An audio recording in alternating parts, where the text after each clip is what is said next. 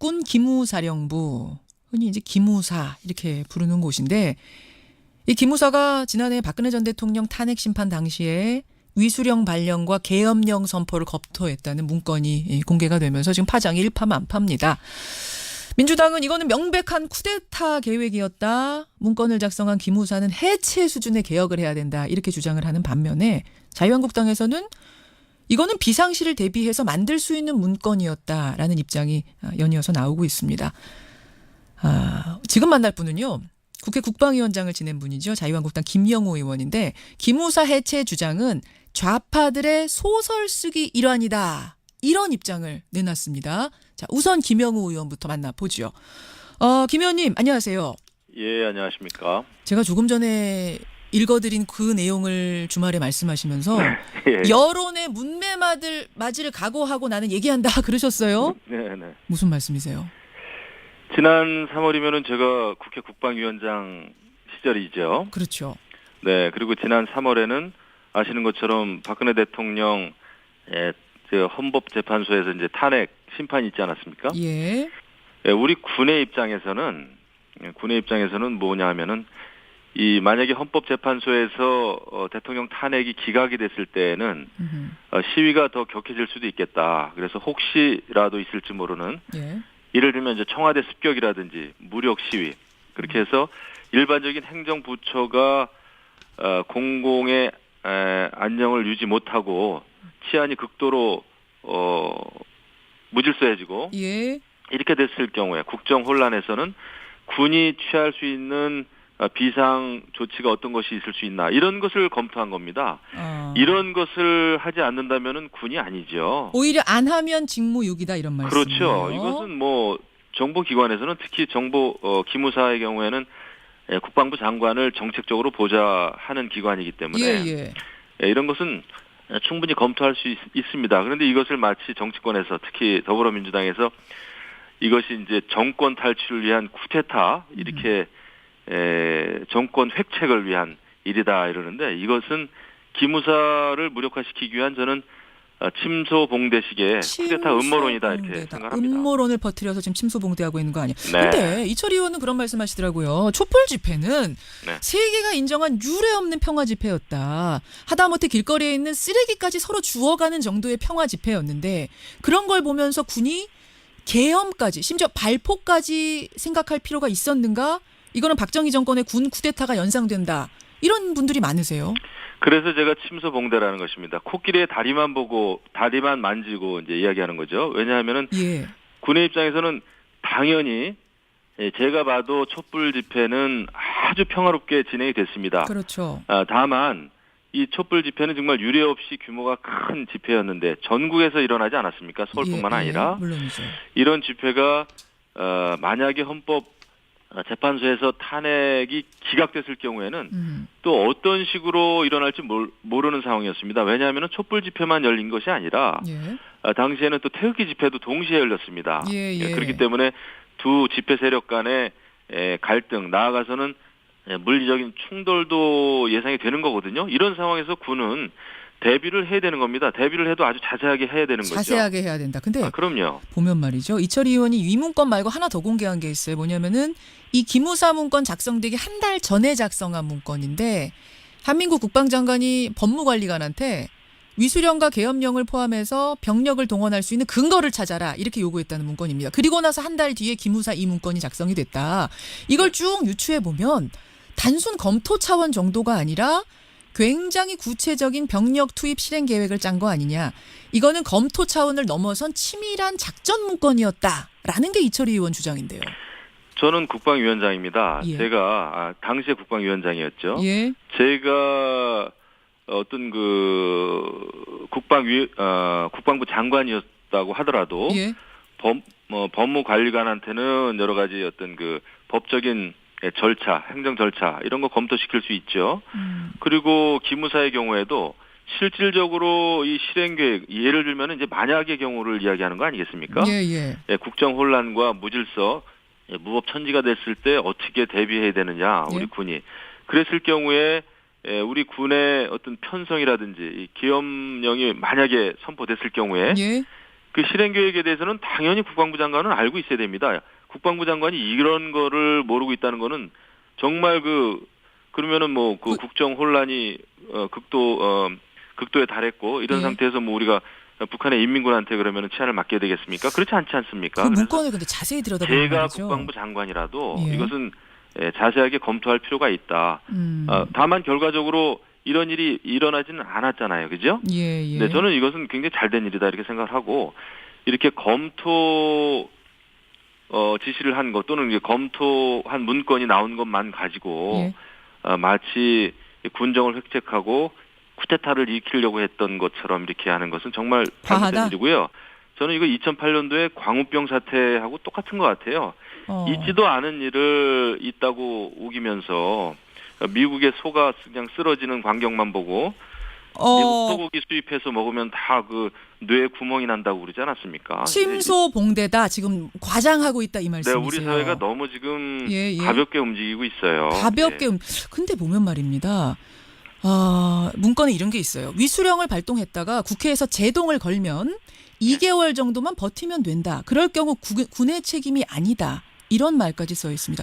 국민의 기본권을 생각하는 분이 이 정도까지 시나리오를 이렇게까지 우리 책임이 아닌 경우는 어떤 경우인가까지 생각한다는 건 이건 좀 문제가 있는 건 아닌가요? 제가 이 문건을 한 10차례 읽어봤습니다. 예, 예. 2달 동안 버틴다는 이야기는 전혀 없고요. 거기에 뭐라고 되어 있냐면은 예. 만약의 경우에 이 위수령에 대해서 국회가 위수령을 무효하기 위해서 위수령 무효법을 제정한다면은 그것이 제동을 걸면 예. 그렇죠. 이런 경우에 대통령이 또 이 위수령 무효법을 거부권을 만약에 행사하게 되면은 국회에서 이것을 재의결하는 데 걸리는 시간이 한 두 달 정도 걸린다. 2개월 예. 이상이다. 위수령은 유지가 가능하다. 이 기간에도.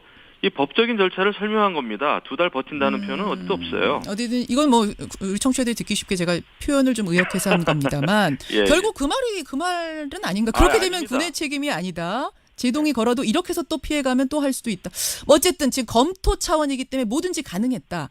내가 국방 장관이어도 이렇게 했다는 지금 말씀을 저는 하신 해야 건데. 된다고 봅니다. 그것이 임무를 다하는 것이고 그리고 군의 책임을 면하기 예. 위한 것이 아니라 예. 이 법적인 절차를 자세하게 해놓지 않으면은 이 나중에 다 법적인 문제가 되지 않겠습니까? 근데요, 김 그 의원님. 책임을 면하기 위한 게 아니죠. 이건 법적으로. 예. 그리고 계엄령 같은 경우에는 대한민국 헌법 77조에 다 명시가 되어 있는 겁니다. 국정이 극도의 혼란에 처하면은 예. 이것을 법적인 절차에 따라서 선포하게 되어 있습니다. 알겠습니다. 이것은 나라를 지키기 위한 것이죠. 청취자들 군은 이것을 준비해야죠. 질문이 지금 굉장히 많이 들어오는데 하나는 근데 기무사가 이런 것을 하는 곳이냐? 군 내부 보안 위지와 방첩 활동, 그러니까 대간첩 활동이 임무인 조직인데 항상 기무사에서 과거에 보면 전신인 보안사에서 해서는 안 될 일들을 정치 개입이니 민간인 사찰이니 이런 거에서 문제가 됐던 그 기무사가 계엄령 위수령 계획을 짤 수 있는 권한이 있는가? 어떻게 생각하세요? 요거는 좀 조심스러운 이야기인데요. 예. 법적으로는 솔직히 따져봐야 됩니다. 저도 뭐 이렇게 자신은 없어요. 다만 이 계엄을 실행하는 것은 이제 합참 쪽인데, 그렇다고 하더라도 이 정보기관 아닙니까 기무사는? 예. 또 이렇게 정책적으로는 장관을 보좌합니다. 예. 그렇기 때문에 이런 거에 대한 법적인 절차를 검토하는 것은 저는 가능하다고 봐요. 제 상식적으로는. 검토는 할 수 있지만 지금 보면 말이죠. 기무사령관에게 이 정도 치밀한 실행 계획을 짤 정도의 권한이 있는가 상당히 의심스러울 정도의 문건이 나왔단 말이에요. 검토 실행 계획을 짠다기보다는 보완 정도가 아니라 계엄령이 선포됐을 경우에 이것이 어떻게 진행되는가에 대한 검토입니다. 제가 아무리 읽어봐도 그래요. 쿠데타라고 하면은 예. 정부 요인을 어떻게 하고 예. 그다음에 입법부 사법부를 어떻게 하고 방송을 어떻게 장악하고 이렇게 하는 것이 쿠데타죠. 그것은 옛날에 장군들이 몇 명이 밀실에 모여서 하는 거지. 이렇게 장관 지시하에 문건을 검토하고 또 이거 다 돼 있습니다. 여기도 보면은 알겠습니다. 김 의원님. 국무회의에 상정해서 대통령 재가를 받고 이렇게 점잖게 하는 쿠데타 보신 적 있어요? 저는 이것은 정말 아니라고 봐요. 근데 지금 언론 통제 계획은 거기 안에 들어 있고 언론 청취자 질문은 통제라기보다는 그냥 포고령 위반자에 대해서 SNS 폐쇄한다 이런 내용이죠. 군의 정치 개입 아니냐 이 문자가 지금 제일 많이 들어오거든요. 예. 어떻게 그래서 보세요? 이제 우리 과거가 예. 군이 쿠데타도 했고 예. 정치 개입했고 정권 탈취한 암흑사가 있기 때문에 아마 그런 것일 텐데 이것은 그게 아니고 예. 집회 상황을 봐가면서 이것이 만약에 정말 그 일반 국민들의 생명을 위협하고 또 집회 세력 간에 예. 인명살상 상황이 벌어지고 하면은 이런 때 일반적인 행정, 공공기관, 공권력이죠. 예. 경찰 이런 것으로 통해서 치안이 유지될 수 없을 때 이런 상황에서 군이 그러면 어떻게 해야 되느냐 이겁니다. 이 첫 번째 줄에 그게 나와요. 특히 이 시기에는 이제 북한이 이제 북극성 2호도 발사했고 3월에 또 한미 연합훈련 예정되어 있는 상황에서 예. 북한이 어떻게 나올지 모른다. 그래서 북의 도발 위협이 점증하는 상황 속에서는 군 차원의 대비가 필요하다. 알겠습니다. 예. 이게 핵심입니다. 여기까지 말씀 듣도록 하죠. 김영우 의원님 고맙습니다. 네, 감사합니다. 그 당시에 국방위원장, 국회 국방위원장을 맡았던 자유한국당 김영우 의원을 먼저 만나봤습니다.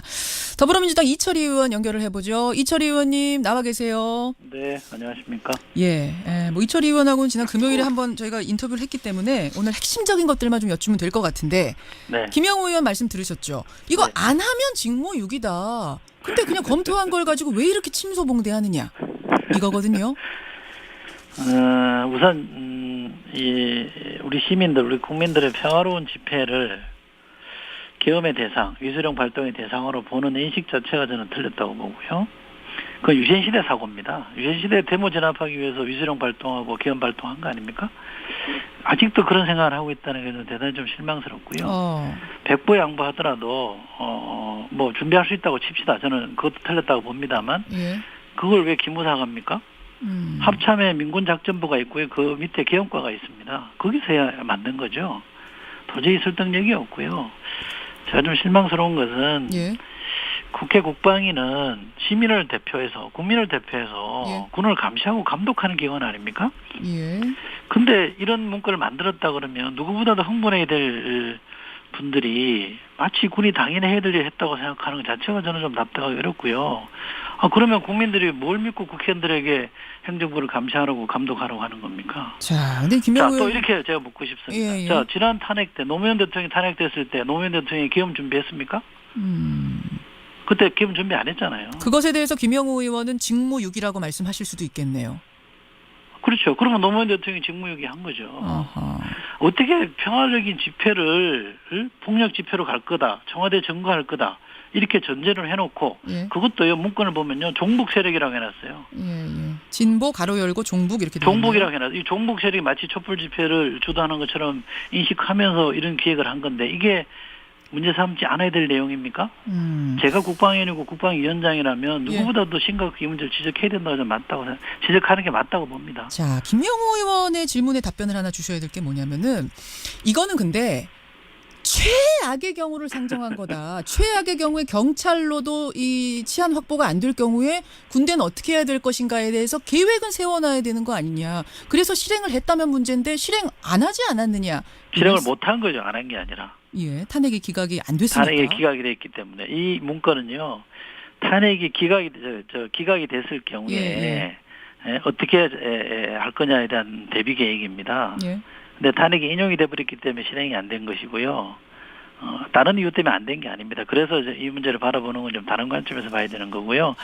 군이 최후의 대비를 해야 되는 거 맞죠? 예. 그런데 우리는 경찰도 있지 않습니까? 예. 지금 우리가 촛불 집회를 할 때 경찰력으로 못 막아가지고 무슨 소란스러운 일이 한 건이라도 발생했습니까? 그러지 않잖아요. 그리고 북한이 미사일 쏘고 핵실험하면 우리가 계엄령 발동합니까? 한 번도 그런 적 없잖아요. 예. 그건 말이 안 되는 얘기입니다. 이 얘기도 하세요. 그 작년 2, 3월 상황을 좀 생각해봐라. 북한의 북극성 2호 발사 실험으로 북한의 도발이 극에 달했던 상황이다. 탄핵 선고 직후에는 한미 연합훈련까지 예정돼 있어서 위기가 상당히 고조되던 상황이기 때문에 군이 나서서 이 정도 할 수 있다. 기무사는 특히 국방장관을 보조해야 되는 기관이기 때문에 이 정도 검토할 수 있다. 이런 말씀 김 의원이 하시는데요. 북한의 도발 위협이 커지면 커질수록 안보 태세를 강화해야죠. 북한이 막말로 해서 쳐내려올 가능성이 있는데 네. 전방사단들을 빼가지고 우리 시민을 겨냥해라고 할 수 있습니까?